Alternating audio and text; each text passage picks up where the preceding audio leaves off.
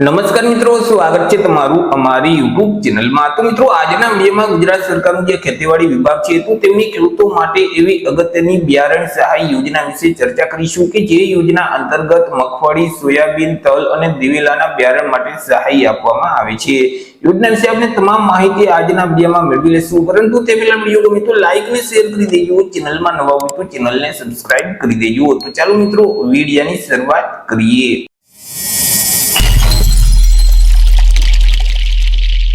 તો સૌથી પહેલા મિત્રો આપણે વાત કરી લેશું આજે તેલીબિયા બિયારણ માટે સહાય આપતી યોજના છે તે યોજનાનો મુખ્ય હેતુ શું છે। તો કે મિત્રો, રાજ્યના જે ખેડૂતો છે તે ખેડૂતો તેલીબિયા પાકોનું વાવેતર કરી અને સારું ઉત્પાદન મેળવી શકે તો તે હેતુથી જે રાષ્ટ્રીય ખાદ્ય તેલ મિશન છે તે અંતર્ગત ખેડૂતોને બિયારણની ખરીદીમાં સહાય આપવા માટે ગુજરાત સરકારનું જે ખેતીવાડી વિભાગ છે તો તેના દ્વારા આ તેલીબિયા બિયારણ સહાય યોજના અમલમાં મૂકવામાં આવેલી છે કે જે યોજના અંતર્ગત અલગ અલગ જે તેલીબિયા પાકો છે તે પાકોના બિયારણ માટે સહાય આપવામાં આવે છે।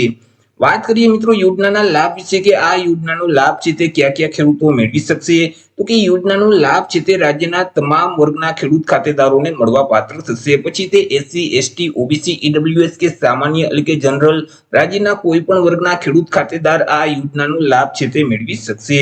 મિત્રો, યોજના અંતર્ગત 1 હેક્ટરની મર્યાદામાં ખેડૂતોને આ સહાયનો લાભ છે તે આપવામાં આવે છે। વાત કરીએ કે કયા પાકમાં કેટલી સહાય છે તે મળવાપાત્ર થશે કે યોજના અંતર્ગત સહાય છે તે કેટલી આપવામાં આવશે, તો કે યોજના અંતર્ગત મગફળી, સોયાબીન, દિવેલા અને તલના પાકના બિયારણમાં સહાય છે તે આપવામાં આવે છે કે જેમાં મગફળીનું જે બિયારણ છે તે વધુમાં વધુ 150 કિલોગ્રામ અને કિલા દીઠ 114 લેખે એટલે કે વધુમાં વધુ ₹17,100 ની મર્યાદામાં સહાય મળવાપાત્ર થશે। સોયાબીનની વાત કરીએ તો સોયાબીન છે તે વધુમાં વધુ 60 કિલોની મર્યાદામાં અને કિલા દીઠ ₹110 એટલે મહત્તમ 6,600 ની મર્યાદામાં સહાય છે તે આપવામાં આવશે। દિવેલાની વાત કરીએ તો વધુમાં વધુ 6 કિલા લેખે અને કિલા દીઠ 311 લેખે ₹1,866 ની મર્યાદામાં સહાય મળવાપાત્ર થશે। તલની વાત કરીએ તો વધુમાં વધુ 3 કિલા લેખે અને કિલા દીઠ ₹197 એવી રીતે ₹591 ની સહાય છે તે અહીં મળવાપાત્ર થશે। આવી રીતે મિત્રો મગફળી, સોયાબીન, દિવેલા અને તલના બિયારણ માટે યોજના અંતર્ગત સહાય છે તે આપવામાં આવી છે। હવે વાત કરીએ મિત્રો આ સહાયનો લાભ મેળવવા માટે તમારે ફોર્મ કઈ જગ્યાએ ભરવાનું હોય છે, અરજી કઈ જગ્યાએ કરવાની હોય છે, તો કે યોજનાનો લાભ મેળવવા માટે ખેડૂતોએ આઈ ખેડૂતનું જે પોર્ટલ છે તે પોર્ટલ મારફતે ઓનલાઈન અરજી ફોર્મ ભરવાનું રહેશે। એટલે કે iKhedoot.gujarat.gov.in નામની જે વેબસાઇટ છે તે વેબસાઇટ ઉપર જઈ તમારે ઓનલાઈન અરજી કરી દેવાની રહેશે। વર્ષ 2026-27 માટે ફરીથી ઓનલાઈન અરજી ફોર્મ છે તે શરૂ કરવામાં આવેલા છે।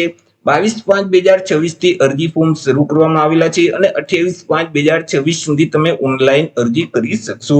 પરંતુ મિત્રો હાલ જે દાહોદ, પોરબંદર, આણંદ, વલસાડ અને નવસારી જિલ્લાના જે ખેડૂતો છે તો તે ખેડૂતો આ યોજનામાં અરજી ફોર્મ નહીં ભરી શકે। આ જિલ્લા સિવાય બાકી તમામ જિલ્લાના ખેડૂતો છે તેના માટે ફરીથી ફોર્મ છે તે રીઓપન કરવામાં આવેલા છે। જે ખેડૂતો બાકી રહી ગયા છે તે ખેડૂતો ઓનલાઈન અરજી કરી શકશે।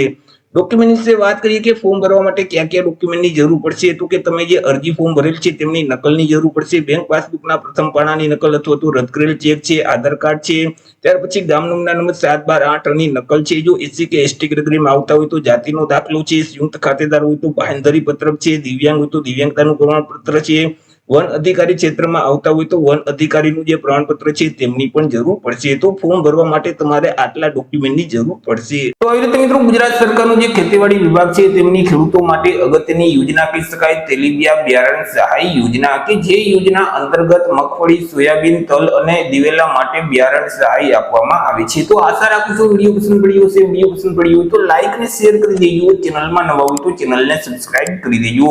તો મળીશું એક નવા ટોપિક સાથે એક નવા જ વિડીયોમાં। અત્યાર સુધી જય હિન્દ, વંદે માતરમ।